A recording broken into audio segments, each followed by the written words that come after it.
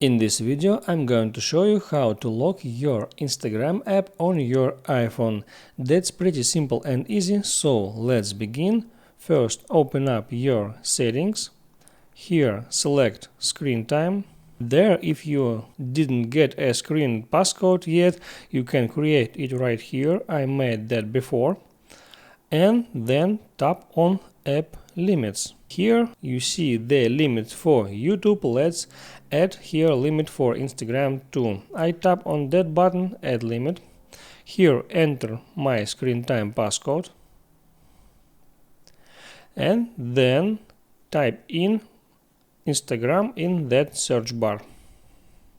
Here it is. I'll just tap on it and then hit add. Tap next.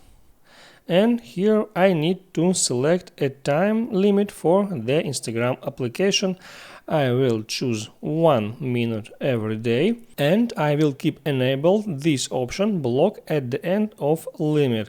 Then hit add. Now I got limit for my Instagram application. Let's check how it works. Limit for Instagram for today is already reached and you see it by gray Instagram icon.